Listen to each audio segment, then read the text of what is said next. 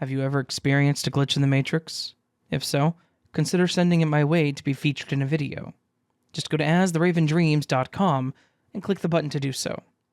And of course, thank you.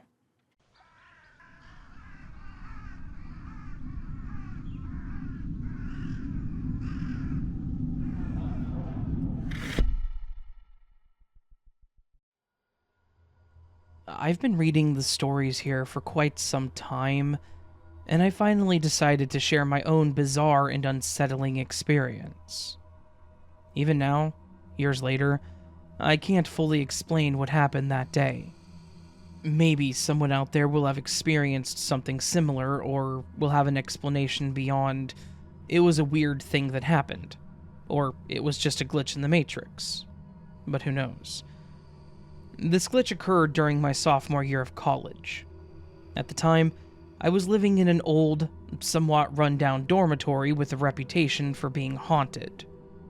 While I've never been a firm believer in the paranormal, I couldn't deny that the building did have a strange and eerie atmosphere. The narrow hallways were always dimly lit, the floorboards creaked, and it often felt like someone was watching you when you walked down the hall or into the stairwell. One day, I needed to go to the library to get a book for an upcoming assignment. I was needing to get it done pretty quickly, and the library was located in another building. So I had to go downstairs to get to the entrance. I had used these stairs many times before, and they were nothing out of the ordinary, just a typical old winding staircase that connected the dormitory to the ground floor. And there weren't a ton of floors in this building either. As I began my descent, I noticed that the staircase seemed to be a lot darker than usual. I figured that maybe some of the lights had burnt out or something, and I made a mental note to call it in to the maintenance staff. However, as I continued down the stairs, I began to feel a growing sense of unease. It was like the darkness seemed to always be at the bottom of the stairs as I went down. Like no matter how much I went down, I wasn't getting closer to it. I tried to shake it off and get to the bottom, and then it just started feeling weirder and weirder. The more I kept going down, the more it felt like I wasn't making any progress at all. Like the stairs just kept going and going. Like I said, there weren't that many floors in the building, and I wasn't even at the top level. So I knew for a fact that I had gone down way too many flights of stairs at this point. I was honestly starting to freak out. How was I still several floors from the bottom after having gone down numerous flights? My heart was starting to race, and I was feeling like I was trapped or something. I know that defies logic, but it honestly felt like I was never going to get to the bottom of the stairwell. The only conclusion that I could come to was, this is a glitch. This is something not working right in our simulation. I stopped on the stairs where I was. As I was about to descend, I took a deep breath, closed my eyes, and said out loud, I will get to the bottom. This is just a glitch. After a few moments of breathing and staring at the back of my eyelids, I opened my eyes and started back down the flight of stairs. Much to my surprise, everything was back to normal. I went down the few flights, and I was at the bottom. I got to the bottom and went out into the common area, and everything from there was honestly normal. I got my book, got back in, and I got back to my room without incident. I was, and am, still shaken by this whole thing. It was disorienting, and just really weird. Thankfully, I was able to focus my mind and get things back to normal, but that is a big question that I have about this. Did I somehow manifest the staircase back to normal? Did my words actually change the simulation and make this whole thing end? It was freaky. But if that's what happened, well, I have to admit that it was kind of cool. Thankfully, nothing like this has happened since, and it's just a really weird memory that I will always keep with me.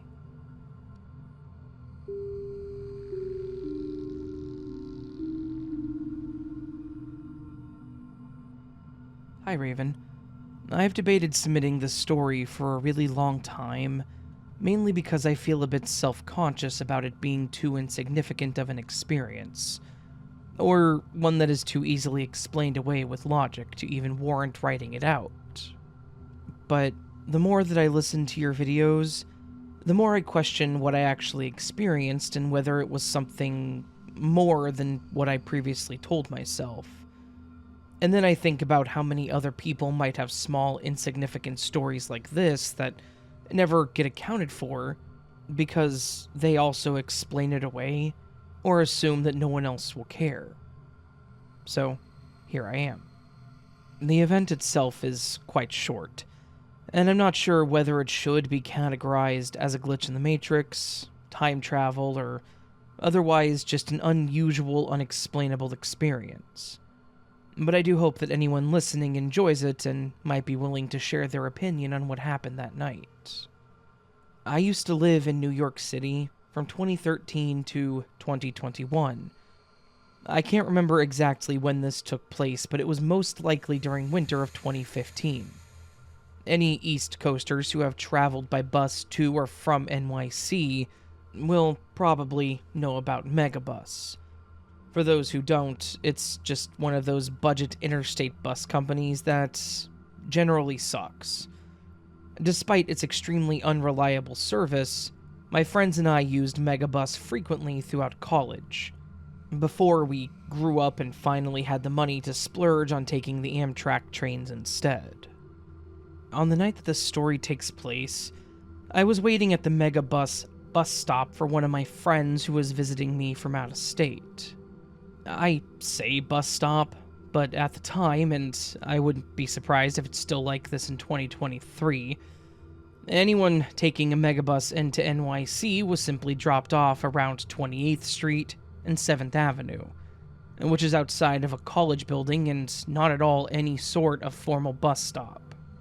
So, all in all, this was just a normal, busy city intersection, surrounded by all the normal city establishments and lots of people walking by at nearly all hours. I was passing time while waiting for my friend's bus to get in by standing against the side of the college building and just scrolling on my phone, when I noticed out of my periphery that someone had walked up to me. Pass judgment all you want about rude New Yorkers, but I learned pretty quickly that it's safer to ignore other people on most occasions, especially as a young woman. So that's exactly what I was doing as this man walked up to me, until after a moment I heard him say, "Excuse me, what is that?" I looked up to see the guy pointing down at my hands, where I was holding my iPhone 5S. Keep in mind that this is 2015, so while iPhones weren't as ingrained in American culture as they are now, they were still the phone that most people had. They'd been in production for at least 7 years by that point, and something like 700 million iPhones had already been sold worldwide. iPhones and other smartphones were already a constant topic in media, so anyone who had used the internet, watched TV or movies, read the news, or saw or heard or read basically anything modern in the last 7 years would have no doubt at least known about their existence. So cue my confusion at being asked, "What is that?" about my iPhone. In my stupor, I replied with something like, you mean my phone?" But I thought that maybe he was asking which iPhone model it was or something. No. This guy's face lit up as he said, "Yes. Do you know where I can get one?" Coincidentally, we were standing directly across the street from a T-Mobile store that was fully in view. I just Google Maps'd it and it's still there. I wasn't sure whether he was making a joke or not, but by this point, I was in such a confused daze that I simply pointed to the T-Mobile store on the opposite street corner. Again, this man's face lit up. And I mean, he looked genuinely relieved and excited. It was like I was an NPC in a game that he was using to fish clues out of for a side quest. He thanked me before turning around and running off, and our interaction ended as suddenly as it began. I remember thinking at that time that I was being pranked, and that I would hear him laughing with friends or maybe see a camera crew, But to my surprise, my eyes followed him as he crossed the street and seriously walked into the T-Mobile store without hesitation. I don't remember how long I stood there afterwards before my friend's bus finally arrived, but I kept my eyes on the T-Mobile store and never once saw the guy come back out. If he was just pranking me, why stay in the store for so long? And if he was loitering inside, I'm positive the workers would have asked him to leave, right?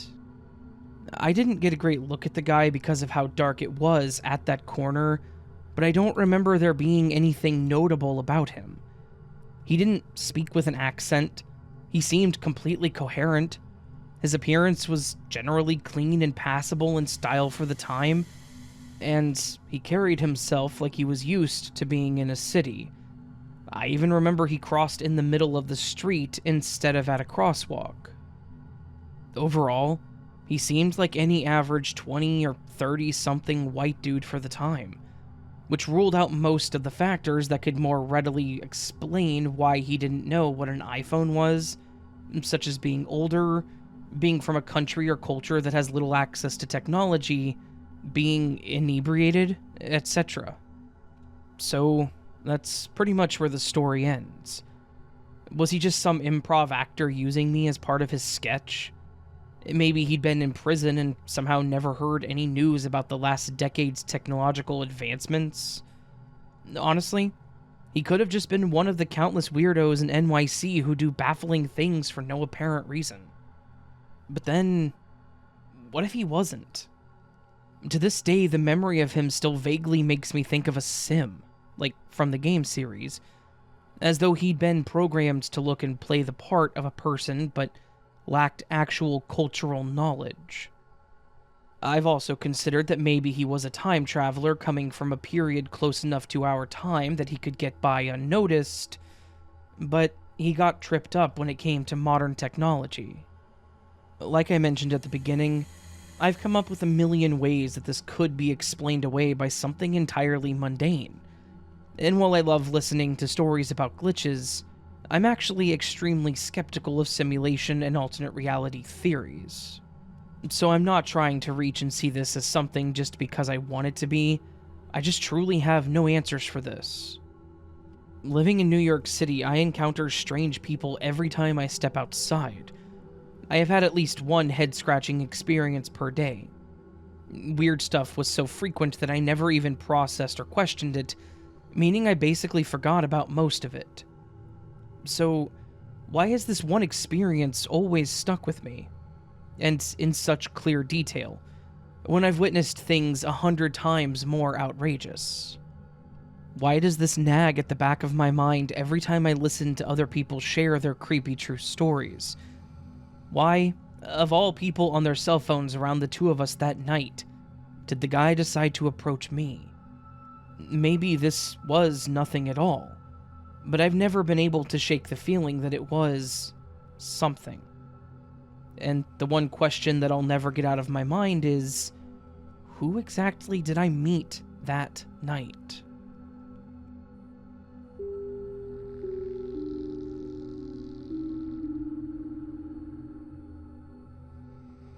This incident happened when I was 10 years old. I spent many happy summers at my grandparents' home in a small North Texas town. My sister and I usually spent a few weeks there every summer. One of our regular activities was to walk about a quarter of a mile to a little playground, where we would meet up with our cousins and other friends to play on the slides and swings and monkey bars. We would usually take a shortcut through a neighbor's field. They didn't mind, and then the park was in sight. One hot, dry day, I set off to the park on my own. My sister wanted to stay behind for some reason. I walked a short distance down the road and entered the neighbor's field. There was a fire ban that summer because of the dry, hot weather. His field was very typical for the region: scraggly mesquite and hackberry trees, and a lot of weeds. I'd been walking for a few minutes without really paying attention to anything when I became aware that it was suddenly cooler, darker, and slightly humid. I looked up and was astounded. The short, scruffy mesquite trees were gone. Instead, I was surrounded by very tall, wispy, dark green trees, similar to the cypress trees in Louisiana. They don't grow in this area, but with leaves almost like ferns. The trees were quite close together, far more densely than the mesquite and hackberry. They were very tall, about 30 feet tall, and almost blocked out the sky. The fresh, unmistakable scent of rain was in the air. I looked down at my feet, and I was shocked to see my sneakers sinking slightly into the mud. There could not possibly be mud in the field, as there had been no significant rainfall for months. I heard a chittering sound nearby, and I almost jumped out of my skin. I looked down to my left and saw two tiny squirrel-like animals. They had short tufted tails and huge black eyes. They stared and chattered at me, as if amused. I couldn't comprehend what had happened to me on my short walk. I decided to keep walking. A few minutes later, I saw a glimpse of the playground through the dense, dark trees and began walking faster. I didn't look back until I actually saw my cousins and heard their voices. When I did look back, everything was back to normal. Dry, scraggly trees and dry grass. My sneakers were still wet though and slightly sloshing. I said nothing to the other kids about my experience. I have told a few people my strange experience as I got older, and nobody had any explanation for it. I still remember that day as if it was yesterday.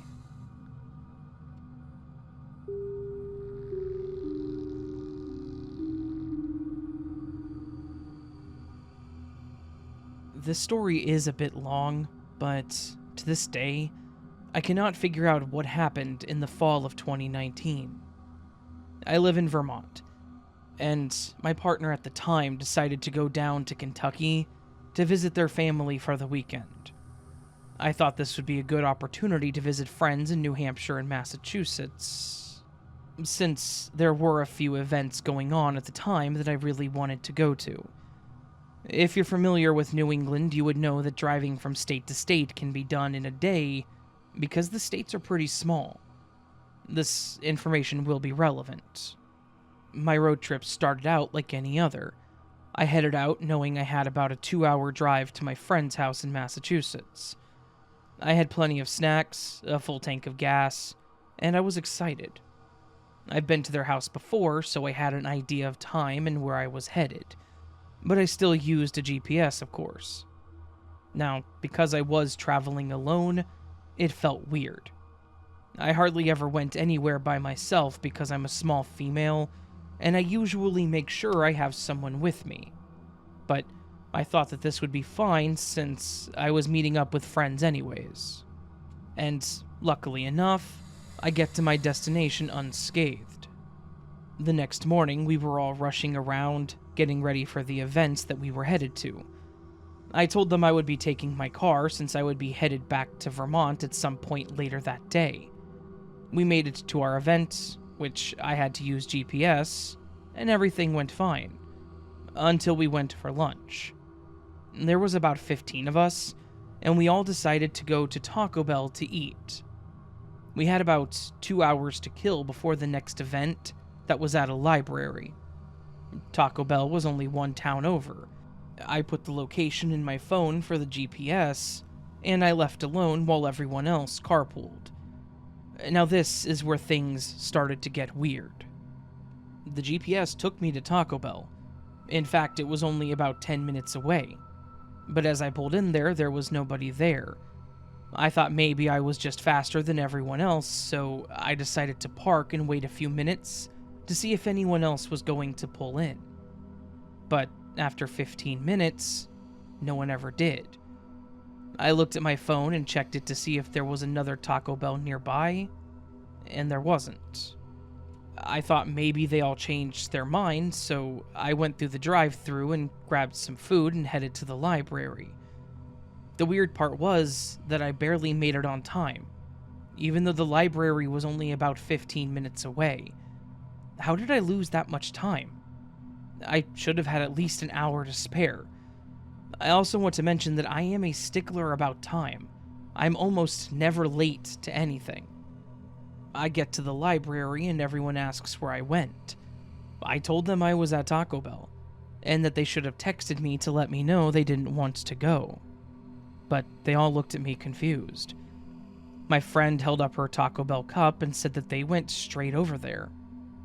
I showed them the one that I went to, and they all agreed that that was the one. I shrugged it off and thought maybe I had just missed them. The business of the event at the library distracted us, so I just let it go. I had one more stop to see a friend right outside of Boston, which meant that my drive home would be around 4 hours. I had done the drive plenty of times before. We had an early dinner, and I was in my car around 7 p.m., and the GPS gave me an ETA of about 11 p.m., which was perfect. But as I started to drive it, it started to reroute me, which was very odd. I wasn't in Boston. I was outside of all the tunnels or anywhere that it would act weird. I kept driving, and it finally fixed itself. I checked the ETA, and it was at about midnight at this point, even though I had only driven about 15 minutes. I didn't think anything of it, so I just kept going. After about 30 minutes of driving, I noticed I was in New Hampshire already, on a very dark road. I had my music blaring, so I wasn't really paying attention to where I was headed. I called my partner right away and told them that something was off. I was going about 40 miles per hour, and then noticed a vehicle turn out of a building with its lights on. I panicked and started to speed up. My partner stayed on the phone with me.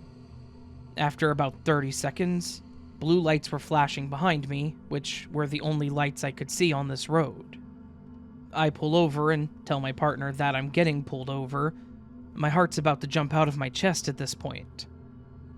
The police officer comes to my window, explains to me that he pulled me over for speeding.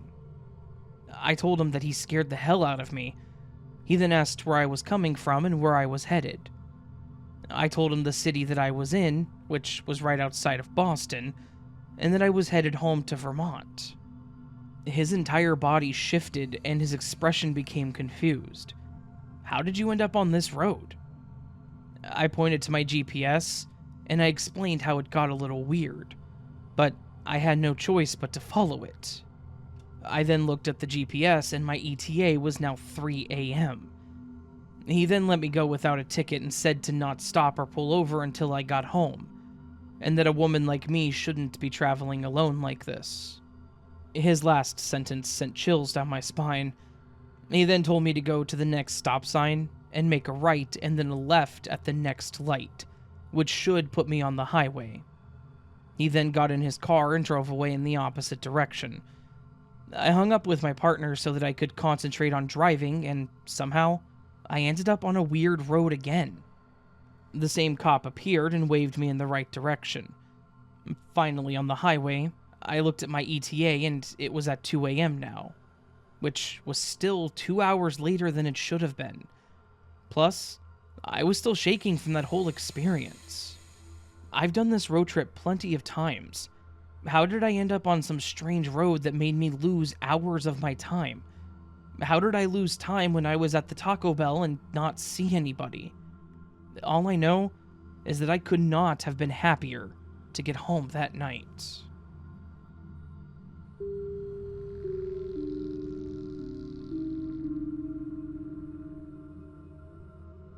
This really pains me to write out, as it's the single most creepy and saddening event that has ever happened to me. When I was in 7th grade, I had a crush on another middle schooler. I would sometimes daydream of me being sad and him caring about me and cheering me up. One day, I had a really specific daydream where I would tell my crush that my great-grandma passed. To be more specific, I imagined what day it would happen, which I randomly thought of as November 9th, a few days following the daydream. A little background, my dad leaves for work early in the morning, and I had never previously woken up from any noise that he has made. Until November 9th. I woke up to the sound of my dad pretty quietly telling my mom that my great-grandmother had passed overnight, which he learned from my grandparents. I froze. How did I know my great-grandma would pass on that specific day? She wasn't getting sick really fast or anything like that around the time that I had the daydream. She was just older and in the nursing home. I guess sometimes I'm really in tune with the universe.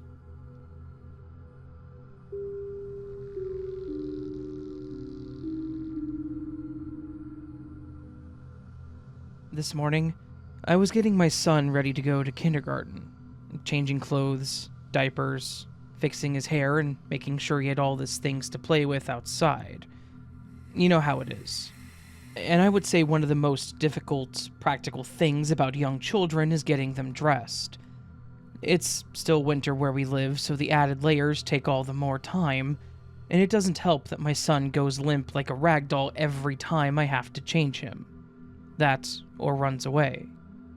I've noticed that one of his jackets, a fleece-lined waterproof coat for between seasons, is getting a little small and the zipper is janky. The jacket will zip up like normal, but since it doesn't have a double zipper, will split up from the bottom and come unzipped, leaving the jacket merely connected by wherever the top part of the zipper is. Last night, my husband picked up our son and brought him home. And the last thing I remember about that jacket was taking it off by pulling his arms out of the sleeves and then popping his head out of the jacket, as the zipper was stuck at the top, making a small exit hole to get him out. I made a mental note that he needed a new jacket soon and moved on with the night. The morning was when I went to put the jacket back on, forgetting the orientation of the coat in its broken state. I was too preoccupied self-regulating myself from the sheer annoyance and rage I feel at putting on all these annoying layers, and how unhelpful my son is, to recall how the coat should have been. All I remember is that I put his jacket on like normal, as in I slipped his arms through the sleeves and made a note to zip up his jacket once we got out of the house and down the stairs to the car. In my mind, the jacket was on no problem, and it actually was. But as we left the house, I realized that my son was wearing the jacket as he had been wearing it the night before, with the top part of the zipper zipped up all the way, with the rest of the zipper splitting up in two, broken. But this simply couldn't be. It was a hassle getting his head out of this jacket last night. I would have remembered and noticed it right away this morning, but it's like the jacket just glitched for me to put it on him. Like, it was unzipped completely as I put it on, but then went back to being zipped up and broken once it was on last night. I'm not gonna lie, it was kind of convenient. I kind of wish the glitch happened every morning and my son was magically dressed by himself, but I'll take what I can get.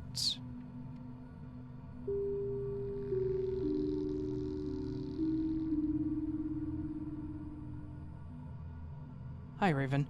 I've been listening to many of your glitch stories recently and had to send you this description of what happened to me last week. It's not quite as involved or exciting as many of your listener stories, but it still freaks me out. Last week, I came home from working an overnight as a home health aide at 8 a.m. Usually by then my husband has left for work, but sometimes his red Chevy Avalanche is still there if he's running a little late or working from home. On this morning, I pulled into the driveway noting that his truck was gone. I walked into the door and started talking to our needy pets and getting ready to feed them when I saw him sitting in his chair in the living room. I did a double take and asked where he came from and where his truck was. He just looked at me quizzically and said that he wasn't feeling well, so he was working from home. I looked out the window and there was his truck. Now, normally, I would just chalk this up to my sleep deprivation, though I do sleep a bit on my shift, combined with my expectation of not seeing his truck.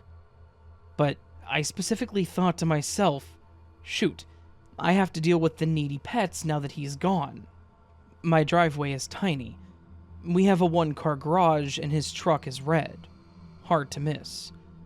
So, as I said, Not the most exciting glitch, but I'm very disturbed because if this wasn't a glitch, then I really can't trust my senses. How did I not see his big red truck?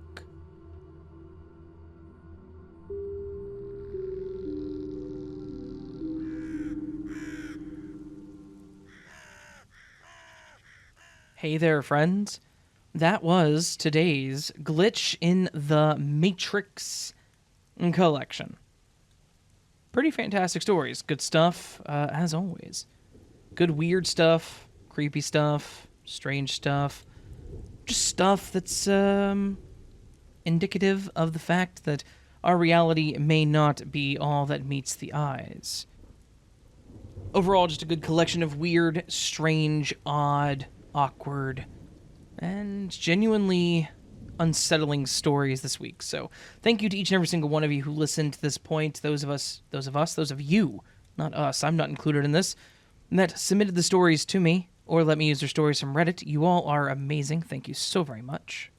All that and such and more stuff to be said. Let's move on before I confuse myself and my brain gets stuck in a permanent loop. If you enjoyed the video, please consider hitting that thumbs up button. If you're new to the channel and liked what you heard, please consider subscribing, as that does help tremendously. You can also do super thanks or join memberships or Patreon, where you get early access to content like this for the most part, so long as I'm early. This week I was not today. Sorry. I messed up. It was a busy weekend. Yeah. I'm sure you all understand. Should be early on Wednesday's video, though. Should be. That is, assuming my voice works with me. I don't know if you guys have noticed, but today I'm a bit scratchy. It's the weather. It's trying to rain here, and it's spring. Spring allergies and sinus problems. They always hit me right around now, so that's fun. Yeah. Moving on from there. The other thing that you can do is you can scroll down below the video and leave me a comment. There are two things you can do in the comments. Leave me a standard comment saying you enjoyed the video or didn't enjoy the video, or whatever you want. Or you can leave a comment with what we call the word of the week. Now, on the screen right now and several moments prior to now are the images, the screenshots of all the beautiful people who left me a comment last week in the comments with the word of the week. All these people went above and beyond and took the word of the week that I talk about here in the outro and left it in a comment. They are all amazing. You're all amazing, but these ones, these people, this group of people, just a little bit more so, I guess, because they went above and beyond, like I said. So, though it's never expected, and I don't leave comments on videos I enjoy, so I totally get it. If you all don't leave a comment, it's okay. Yeah. Thank you to each and every single one of you. Now, moving on to this week's word of the week. I cannot speak, I swear. This week, the word will be a little more versatile than normal. If you've figured it out by now, the word of the week is versatile, capable of doing many things competently, having varied uses or serving many functions, variable or inconstant, changeable, having or capable of many uses or applications. I will also accept versatile as an adverb? Anyway, as if you use the word versatility, is what I'm trying to say. So if you use versatility, it's also acceptable. Versatile, however you want to do it. And yeah. Okay. So thank you to every single one of you who listened to this point. If you got here, thank you. Like I said, hope you all having a beautiful day. Hope I see you in the next one. But until then, remember, you are loved, you are valid, you are important. Never forget it. And until I see you again, much love and sleep well.